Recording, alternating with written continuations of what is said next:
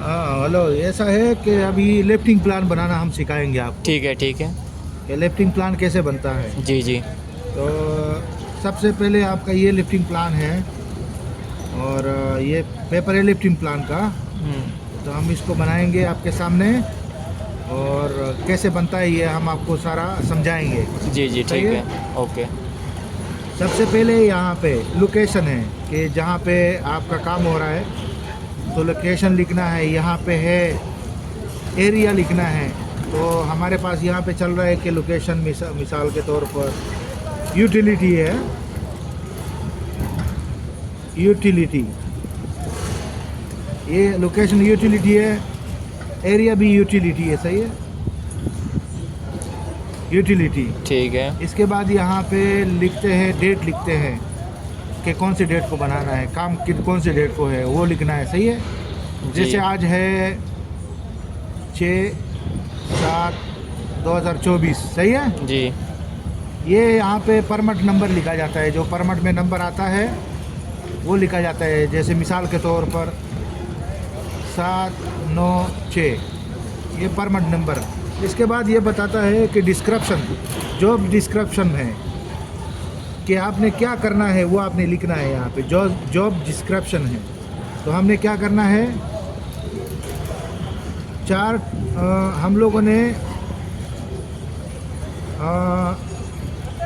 Foundation installation है। सही है। जी, जी। तो हम करेंगे ये टू डू इंस्टॉलेशन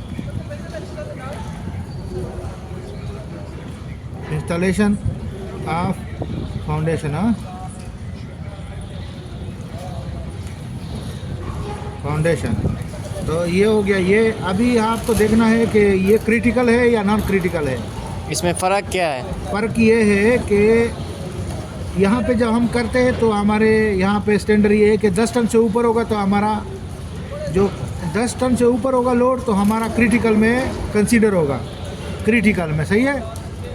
जी। बाकी दूसरी जगह पे 40 टन से दूसरा 40 टन से ऊपर जो होता है वो कंसीडर होता है क्रिटिकल में। यहाँ पे 10 टन से ऊपर होगा तो उससे क्या बोलते हैं, क्रिटिकल में कंसीडर होगा। तो हमारे पास लोड है, हमारे पास लोड है 4 टन, 4000 kg है। सही है। अच्छा। तो ये नॉन क्रिटिकल है। नॉन सही है। क्रिटिकल है। ओके। तो इसके बाद हम लेंगे बूम कितना लेंगे, और ये हमने लोड चार्ट में जाना है। क्रेन का जो लोड चार्ट होगा वो हमने लेना है। वहाँ से आपने सारा चीज़ उठा के यहाँ पे लगाना है कि मतलब कि आपके पास वो है, आपके पास लोड बूम लेंथ है लोड चार्ट में 35.1 मीटर। सही है।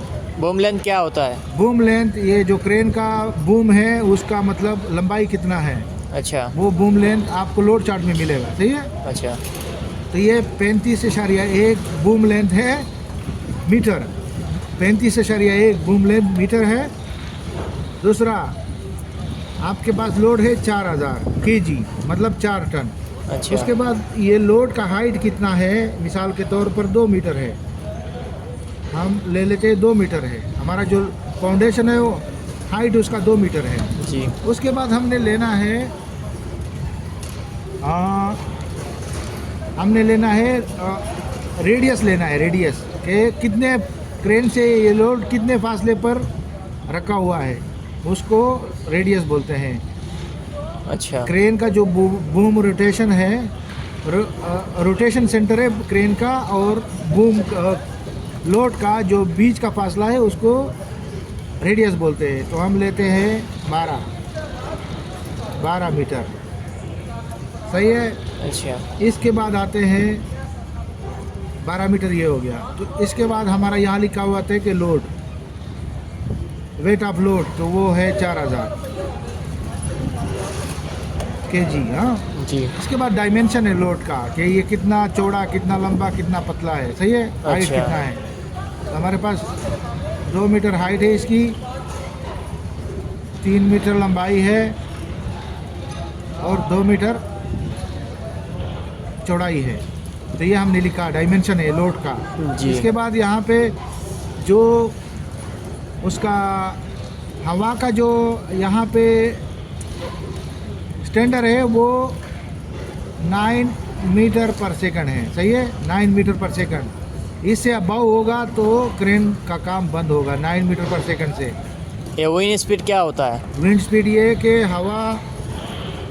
हवा जब चलती है तो उसके लिए स्टैंडर्ड रखा हुआ है।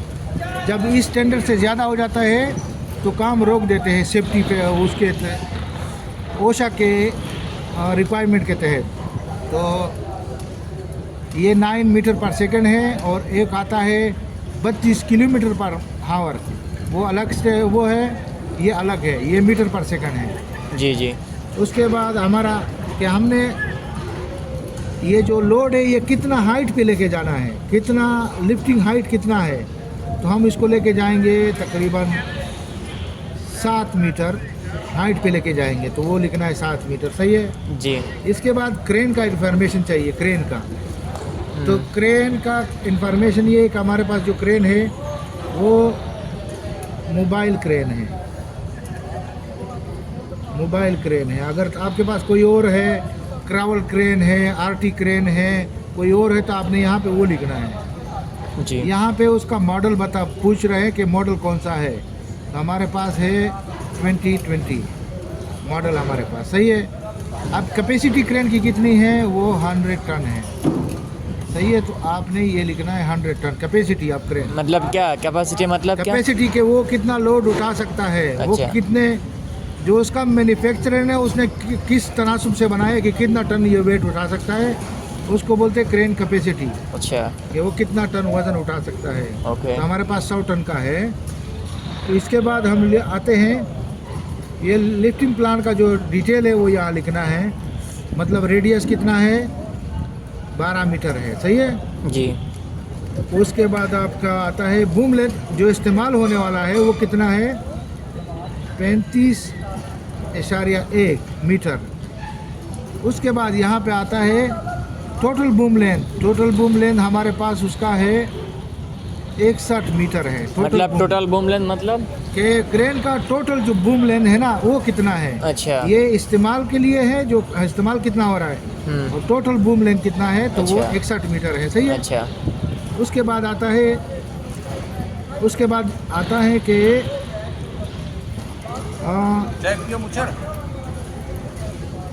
आता है कि अभी कंटेंजेंसी लेनी है। कंटेंजेंसी ये क्या होता है? कंटेंजेंसी ऐसी चीज़ है कि ये रूल्स बना है कि 2 किस्म के लोड होते हैं, एक नया होता है, एक पुराना होता है। अच्छा। उसमें कंटेंजेंसी ऐसा होता है, अगर नया लोड है तो उसमें आप 10% कंटेंजेंसी उसका एक्स्ट्रा लोड जमा करते हो, ऐड कर लेते हो। अगर लोड पुराना है तो उसमें 25% लोड ऐड करते हैं एक्स्ट्रा सेफ्टी के लिए। अच्छा। एक्स्ट्रा सेफ्टी के लिए। तो ये हुआ 4000 केजीएस है। उसके बाद हमने ज़रब दिया कि यहाँ से 10% से, मतलब ये नया है इसलिए 10 है? हाँ ये नया है इसलिए 10% लगाया है, ये लोड नया है। अच्छा, पुराना होता तो 25 लगाना होता? पुराना होता तो ये 25 लगाना होता है, 25% ऐड करना होता है। ओके। अभी यहाँ पे इसका आता है 4000 का 10% कितना आता है, 400 आता है। तो 4000 में 400 ऐड किया, 4400 आया, सही है जी। तो ये 10% के हिसाब से हमने 400 ऐड किया। हाँ।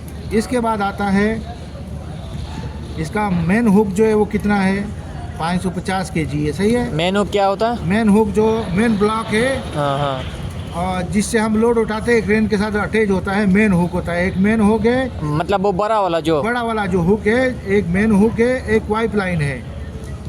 हाँ। ये 2 किस्म के हुक क्रेन में लगे होते हैं, एक बड़ा हुक, एक छोटा हुक। हाँ। इसके अंग्रेजी में एक मेन हुक है, एक वाइप लाइन है। 2 किस्म के हुक होते हैं, एक छोटा एक बड़ा।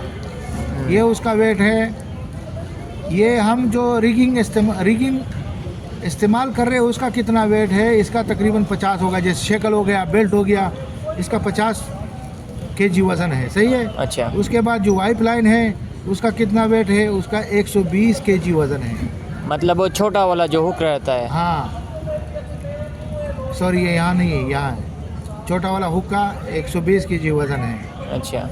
तो ये सारा जमा करेगा, इधर लिखा है रिगिंग वेट, तो ये सारा जमा करेगा 550 जमा 50 जमा 120, ये टोटल बनता है 600 720। टोटल इसका वेट बना रिगिंग टूल्स का जो वेट बना है वो 720 kg है। मतलब आपने इधर से लिया? हाँ, इधर से लिया? इधर से मैंने लिया, 720 kg बना टोटल? हाँ टोटल। इसके बाद वो ऊपर वाला जो ये है, अच्छा, जो आपका एक्चुअल वेट है, उसको हम नीचे लाएंगे 4400। फिर ये जो रिगिंग वेट है इसको जमा करेंगे तो इसका बनता है कितना, 4400, ये 5320 आया, 5120 आया, 5120 बनता है, सही है जी। 5120 बनता है kg। तो ये 5120 kg बना टोटल। अच्छा। रिगिंग वेट और एक्चुअल वेट जो है ना वो टोटल बना 5 टन 120 kg। जी। तो ये इसको हम कहाँ लेते हैं, इसको हम करते हैं, इसका भी क्रेन का परसेंटेज निकालना है। जी जी। 5120।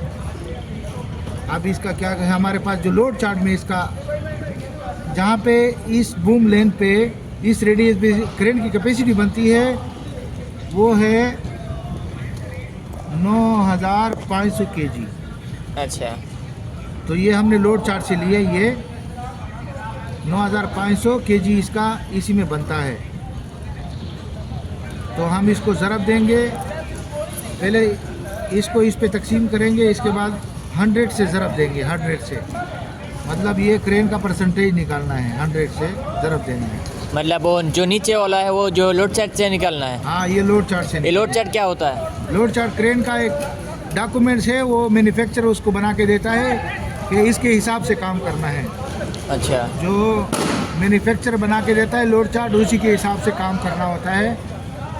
वो उसने उस चीज़ को एक्सपीरियंस किया होता है, उस चीज़ को सब उसने इसलिए बनाया होता है कि उसको मालूम होता है, अपना जो उसका मैन्युफैक्चरर है उसको मालूम होता है कि इसकी स्टेबिलिटी क्या है, सही अच्छा। है।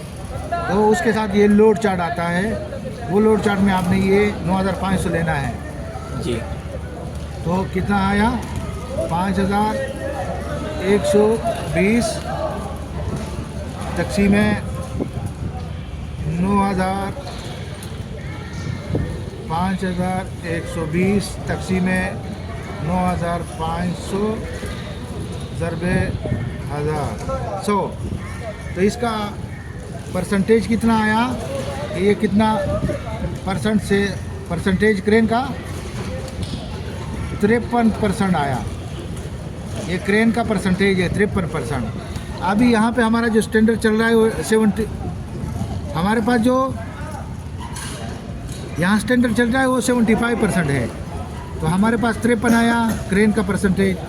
तो हम क्या करेंगे, 75 से माइनस करेंगे 53 को, तो ये हमारे पास सेफ्टी फैक्टर कितना आया, 22 आया। हमारा जो सेफ्टी फैक्टर है वो 22 आया और क्रेन का परसेंटेज जो है ना 53 आया। हमारे पास स्टैंडर्ड चल रहा है 75%। स्टैंडर्ड क्या होता है? स्टैंडर्ड ये है कि इससे ऊपर जाएगा तो वो क्रिटिकल में जाएगा और इससे नीचे काम करना है, ये सेफ पोजीशन है क्रेन अच्छा। के लिए। वैसे आम नॉर्मली हर जगह पे 85 चलता है या 80 चलता है, मगर यहाँ पे नियम में 75 बोल रहे हैं, ये 75 चलेगा। अच्छा। इसके बाद ये एक चीज़ रह जाती है बूम एंगल। बूम एंगल क्या होता है? बूम एंगल ये होता है कि आपका बूम कितना डाउन होता है, कितना अप है, तो उसके लिए एंगल मालूम करना होता है। क्योंकि अगर नीचे डाउन ज़्यादा होता है तो वो डेंजर में चला जाता है, उसके लिए ख़तरा हो जाता है, एक्सीडेंट का ख़तरा रहता है। तो इसके लिए बूम एंगल मालूम करते हैं कि हमारा बूम एंगल कहाँ पे है, कितना है। तो उसके लिए हमारे पास फार्मूला है। अच्छा, फार्मूला है cos थीटा। फिर उसके बाद आपने रेडियस लेना है, 12 मीटर है, उसके बाद तकसीम करना है किस पे, बूम लेन पे 35.1। तो इसका आता है हमारे पास, इसका आया बूम एंगल 70 आया। हमारे बूम का एंगल जो है वो 70 है। ये डिग्री भी बोलते हैं, एंगल भी बोलते हैं। जी जी जी। तो हम यहाँ पे लिखते हैं 70 डिग्री। तो ये इसके बाद हमारा जो लिफ्टिंग प्लान था वो कंप्लीट हुआ। पर ये दूसरे साइड पे ये लिखते हैं कि देखो, ये पूछते हैं कि रिगर क्वालिफाइड है, तो आपने लिखना है येस। आपका जो क्रेन इंस्पेक्टेड है येस। उसके मेटिंग एक्सेप्टेबल है येस। या आउट रिगर फुली एक्सटेंड है येस। ये लिखते हैं, ये सारा पूछते हैं, आपने येस करना है। सही है, सब चीज़ों का पूछते हैं। जो नहीं है उसका आप नो लिख दो, एन लिख दो। मिसाल के तौर पर यहाँ पे येस लिखते हैं। सही है, सब चीज़ों का पूछते हैं। ऑपरेटर क्वालिफाइड है, रिगर क्वालिफाइड है, और लेवल ग्राउंड लेवल है, कन्फेक्टेड है, और फ्लैगमैन है साथ में, इंस्पेक्शन हुआ है क्रेन का, सब चीज़ें। फिर उसके बाद यहाँ आता है ये रिगर का, सेफ्टी का और ऑपरेटर का साइन होता है। यहाँ मेरा 3 बंदा का साइन होना चाहिए। 3 बंदे का साइन होता है। उसके बाद ये आपका लिफ्टिंग प्लान ख़त्म हुआ। ओके।